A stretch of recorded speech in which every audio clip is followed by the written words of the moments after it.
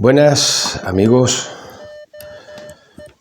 hoy os traigo un tema de historias de la radio, una historia de la radio, una historia que todo el mundo al menos ha oído hablar de ella, el hundimiento del Titanic, donde jugó un papel importantísimo la radio en todo lo que ocurrió.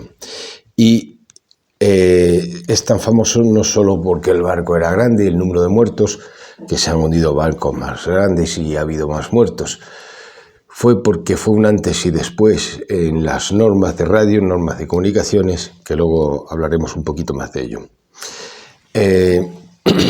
Situemos en la época.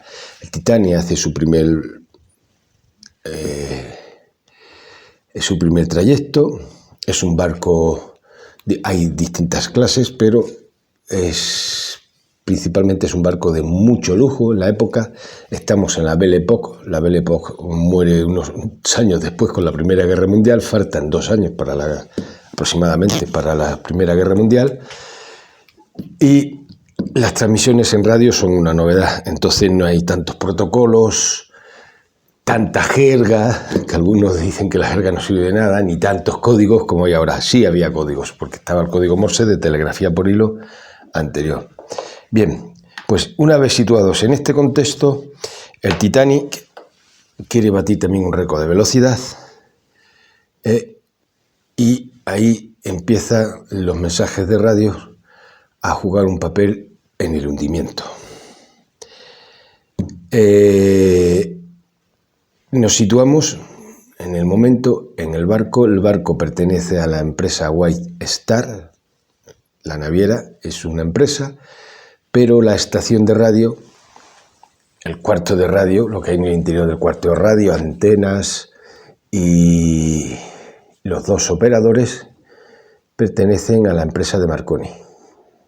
No es que el cuarto de radio pertenezca al barco y esté bajo el mando directamente del capitán, o sí, ya que estaba contratada la empresa de Marconi para hacer el trabajo de radio del barco, pero al ser una empresa principalmente lo que se hace es cobrar por mensajes. No sé si a la naviera también le cobraba eso, o tenía un precio establecido por el servicio, pero a los pasajeros sí se les cobraba por mensaje. Y entonces, pues, situémonos en el barco más pintoresco, más famoso de aquel momento, la gente más rica de entonces, los famosos de entonces, iban en ese barco y hay que presumir. Al operador envíele este mensaje a Cap Rey, a Terranova, que era un centro importante de telegrafía, y allí el telégrafo lo metía por la red de telegrafía alámbrica a distintas partes. O sea, el mensaje del barco llegaba por aire, por radio, a todo esto, que era como mágico para algunos, ¿no? Que el barco pudiera emitir telegrafía sin que hubiera un hilo desde el barco, y esos mensajes se cobran, como se solía cobrar el telégrafo. No sé si era por mensaje, por letras, por palabras, como se soliese hacer en ese momento, pero además, como era gente muy rica y presumida, daba propina al operador.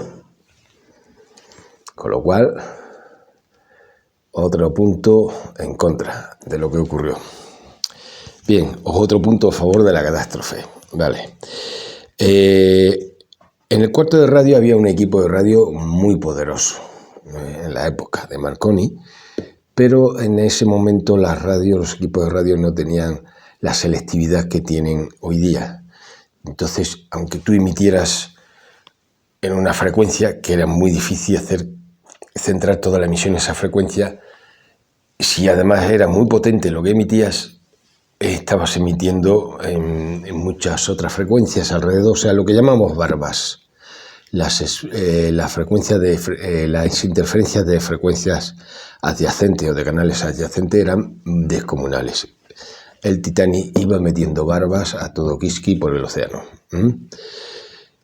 con mensajes de primo, estoy en el Titanic y voy para Nueva York. Besos. Pagado y propina. ¿Qué ocurre en todo esto? Los operadores, uno era Jack Phillips, el operador principal de este por donde he entrado.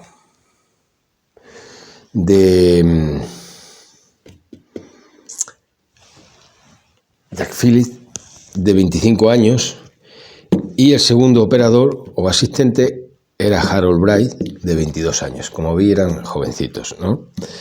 Bien, Jack Phillips, en todo esto, se encuentra emitiendo este tipo de mensajes y ahí empieza a haber avisos de hielo. Hay un barco, se llama California, detiene la marcha porque es de noche, no hay mucho oleaje, no se ve las olas romper contra el hielo, es muy difícil verle la noche en aquella época y menos si el oleaje no te hace espuma contra el hielo, pues es bastante más, hace la operación un poco más difícil. Y comienza a ver, hay hielo. Hay el operador del California, que no era un operador muy experimentado, digamos que estaba en fase de aprendizaje, le dice a Jack Phillips, le dice que ellos están parados, que hay hielo. Y Jack Phillips le contestó groseramente. En algunos sitios dirán, cállate, que me estás molestando, o algo así. Otros dicen que le llamó imbécil o estúpido. Creo que fue estúpido. Le llamó estúpido, cállate. Soberbia. El operador de Titanic, mucha potencia, no me molestes, estoy enviando mensajes de ricos. Que luego en muchos sitios dirán que se portaron como unos héroes los operadores de radio del Titanic más bien de Marconi.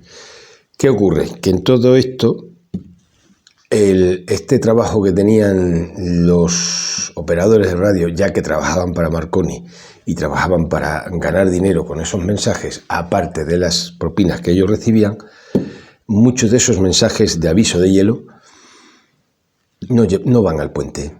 Los operadores están muy ocupados, el asistente también, y el asistente está recogiendo notas de las personas que envíame este mensaje, envíame este otro mensaje a la estación de telegrafía de Terranova, y los mensajes que recibe la radio no están pasando, no están pasando al libro de estación, no están pasando a la nota que debe ir al puente, y no se está avisando de todos los mensajes. Sí se envió alguno, y aquí llega otro momento crucial, en el que se pone 2 vigías arriba, y un barco tan caro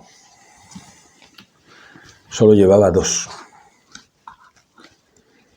Creo, si no me equivoco, llevaban 2 prismáticos. Uno que estaba en el puente, y el otro lo tenía algunos de los oficiales en ese momento, y a los 2 vigías que los ponen en la copa, los ponen arriba a vigilar, lo tienen que hacer con sus propios ojos.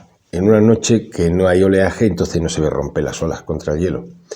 Cuando ven el cubito de hielo, pues es demasiado tarde. Bueno, esos detalles técnicos ya, ¿no? De si se podía haber salvado, si hubiera chocado de frente, todo eso no vamos a entrar porque hablamos de radio. En todo esto, pues se produce la colisión. El oficial suplente que está al mando en ese momento, que no es el capitán, al recibir el aviso de hielo, trata de girar, de maniobrar, y el barco maniobra muy poco, que no es que no fuese maniobrado el barco maniobraba, era un barco que maniobraba muy bien. Ocurría que el timón tenía una hélice delante, que con el impulso de la hélice hacía que la maniobra fuese estupenda, pero ¿qué ocurre? Que el oficial quiere aminorar la marcha por si golpea para esa hélice, y cuando intenta maniobrar con el timón no tiene bastante agua como para hacer una maniobra en condiciones, con lo cual apenas sí vira y se da contra el bloque de hielo. Todo lo demás, en esos detalles técnicos, pues os podéis remitir a la película, que la película miente, pero las cosas fueron más o menos así. No es que el oficial fuera un neco, hizo lo que siguió el protocolo de lo que se debía hacer, ¿eh? No es que el oficial fuese tonto y hizo algo que no debiera. Alguien le echó la culpa, hubo quienes le echaron la culpa, pero claro, siguió su protocolo. Pero no así los operadores de radio. No estaban haciendo lo que se debe hacer hoy día, que entonces no había normas al respecto. ¿Qué ocurre? Que cuando Philip tiene ese mal encuentro con el operador de radio del Californian, apaga la radio y se va a dormir, porque es de noche. Se va a dormir y ese barco estaba muy, muy cerca, estaba a 10 millas del Titanic cuando se produce el hundimiento. Y a pesar de las llamadas del Titanic, en ese barco nadie se enteró. Otro punto que cambiaría con el hundimiento del Titanic. Alguien debe estar siempre de guardia en la radio. Y las frecuencias de radio, debe haber una frecuencia de socorro. En este momento es el canal 16 en la banda náutica, que alguien siempre debe estar escuchando. Hoy día hay gente que cobra, operadores a la escucha en las bandas de frecuencia de náutica. ¿Qué ocurre? Pues que el Titanic manda su primer mensaje, lo tengo aquí porque no me lo voy a saber de memoria, a las 00:15, a las 12:15 de la noche, para que nos entendamos. ¿Y qué es lo que envía? CQD de My Gold Yankee. Entonces no se usaba este código de letras, no.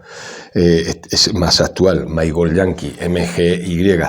Pero bueno, ese era el indicativo del Titanic. My Gold Yankee. Posición 41-44 norte, 50-24 oeste. Envía eso. Como es un CQD, era una señal de socorro que todavía se estaba usando, pero ya había sido sustituida por SOS. No ocurre nada por enviarla porque sí recibió respuesta del Carpathia, que se pone a toda máquina para ir para allá. CQD.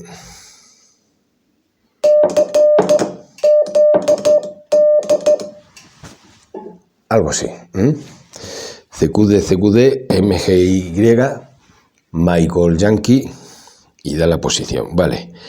Pues el Carpathia dice que va para allá, son ya las 12:25 y es entonces cuando el segundo operador, porque se siguió emitiendo el CQD, la llamada de socorro, es cuando el segundo operador le dice a Jack Philip, le dice: ¿qué estás emitiendo?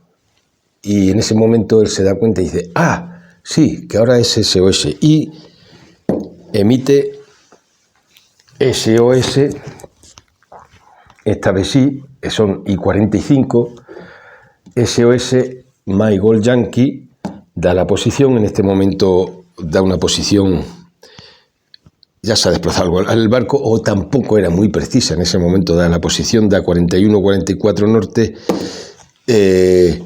50-14 oeste, vale. Y tenemos en ese momento el SOS más famoso de la historia. Eran las 00:45 de ese día fatídico, el 14 de abril de 1912, 2 años antes de la Primera Guerra Mundial. Bien, ¿qué ocurre?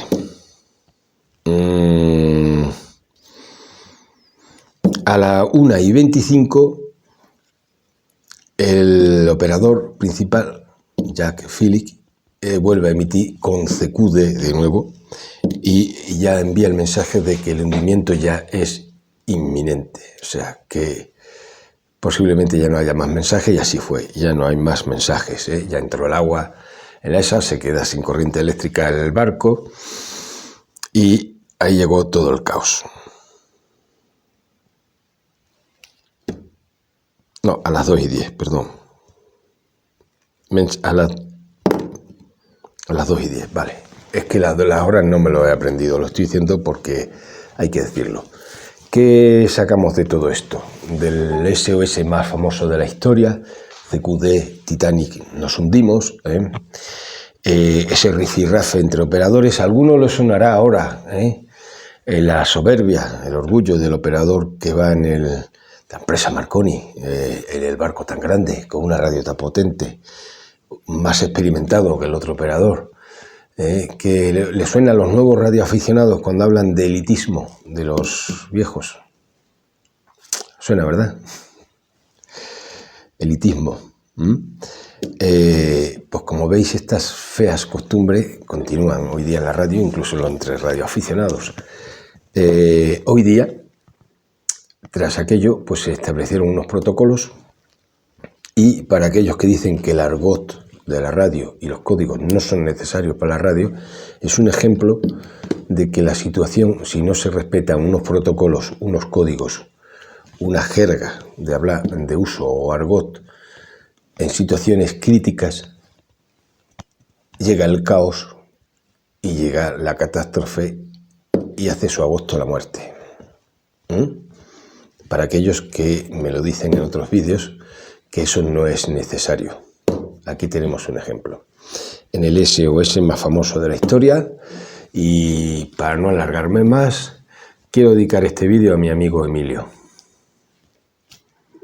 Nada más. No olvidéis darme Roger.